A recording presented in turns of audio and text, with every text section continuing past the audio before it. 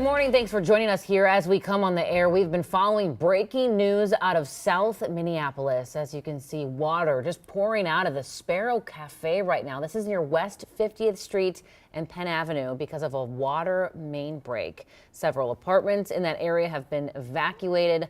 Audrey Russo has been live on the scene all morning long. She's been talking to officials. She's talked to the owner of the Sparrow Cafe. And of course, crews are still trying to figure out how this all started. We're going to get a check from her in 2 minutes. But yikes, yeah, not great when we're at -6. Yeah, the timing not great on that, John, because it's going to basically turn into an ice rink out there. Wow, I mean, what images that is. I mean, I feel absolutely terrible. Really tough way to start your day. Water rushing out there with temperatures like this, also very dangerous. So, yes, it's just a reminder of how cold it is. We got a cold weather advisory. Wind chills are getting down to 25, 40 below. I have not seen them that cold yet in the cities, and I have felt a couple much colder mornings than this. Again, the nostrils they're not freezing immediately today. You know what I'm talking about, when those mornings when it literally just freezes everything up immediately. That's when you know you're at about 20 below for the actual temp. We're at 7 below.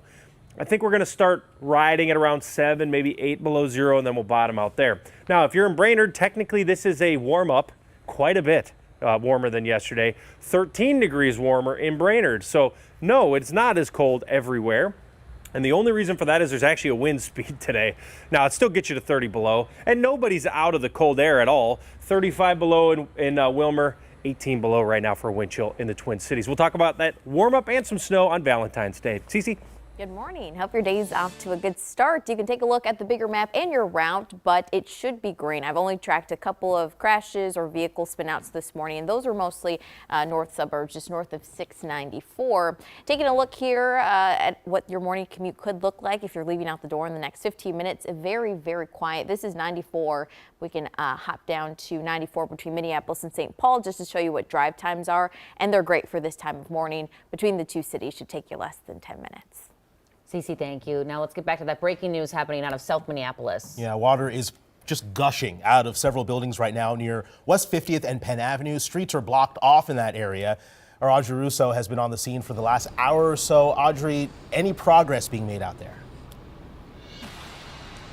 Yeah, Jason, I just spoke with fire officials in the last 30 minutes, and they tell me that at this point, water crews are having a difficult time accessing the water shutoff and the gas shutoff for this building. You can see water is still streaming out of several businesses. You can see out of the renovations business, out of Paperback Exchange, in addition to the Sparrow Cafe, which we've been showing you for the last hour.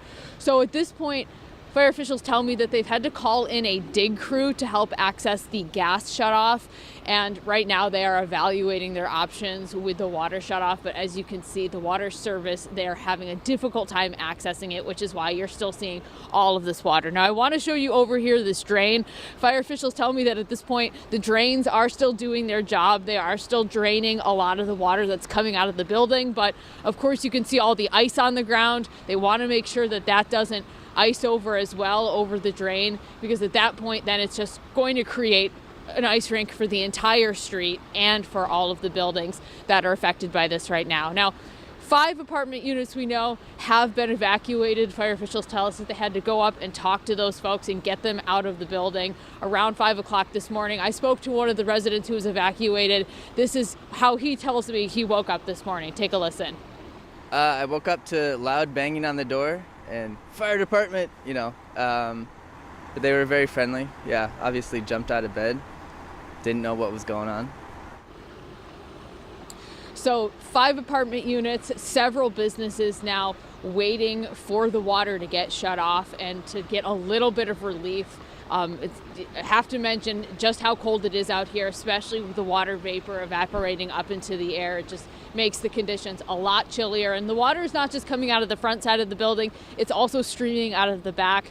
So big mess here, Jason, Alicia. Coming up in the next half hour, you're going to hear from the owner of one of these businesses and just how they are reacting to this messy situation out here this morning in South Minneapolis. Back to you. Man, those workers have a task ahead of them, Yeah. trying to figure out how to access the valve or whatever Where it needs, is, and yeah. figuring out where it is to shut it off. But man, oh man, it's just a mess out there. Audrey, thank you. Yeah, we'll be checking in throughout the morning, Audrey. Well, new overnight, a man in St. Paul is in the hospital right now after it appears he was hit by a car. It happened just after 9:30 last night near Snelling and Selby Avenue. Officers found a man lying on the ground, and surveillance video from a Metro Transit bus shows the man exiting the bus and walking across the street when he was hit. The driver is cooperating with investigators. It's not clear right now how the pedestrian is doing. Well, this morning, more than $1 million of violence prevention funding for Minneapolis is under scrutiny. And the city council is just hours away from voting to temporarily pause the program. Michelle Beck is in the newsroom with a breakdown. Hey, Michelle.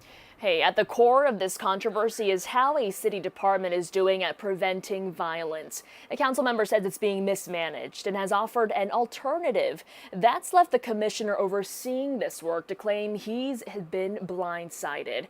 Councilmember Robin Wansley wants to pause the $1.2 million going towards the city's neighborhood safety department. This morning, the full council will vote whether to move that money to Hennepin County instead. This would impact a department initiative that's seen documented success, yet has faced criticism for awarding contracts with little oversight. Commissioner Todd Barnett tells KARE 11 he's been revamping that very process and that there is no mismanagement here. That's the frustration. It's not good governance to operate this way. You don't make significant decisions and not talk to the staff or the department head that's doing the work. This is a temporary solution that significantly benefits both the city and the public.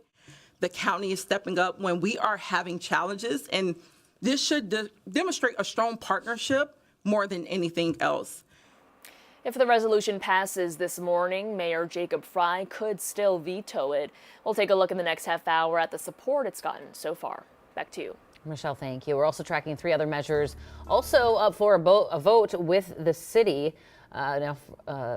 First, an after action review by the city auditor into the city and the Minneapolis Police Department related to the death of Allison Lucier.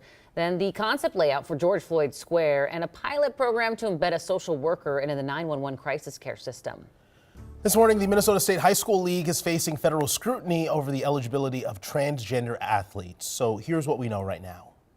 I'm Raya Katane. The U.S. Department of Education says it's investigating the Minnesota State High School League, claiming the organization plans to violate Title IX after President Trump issued an executive order prohibiting transgender women and girls from playing on female sports teams. The league says it's seeking guidance from the state on how to move forward, saying that Trump's executive order conflicts with state law, which does allow transgender student participation based on the Minnesota Human Rights Act and state constitution. Well, in the last 15 hours, the Met Council adopted the comprehensive Imagine 2050 plan shaping the future of the Twin Cities. That plan focuses on everything from transportation to affordable housing and sustainable water services. It hinges on a forecast that shows the population growing by about 650,000 people in the next 3 decades.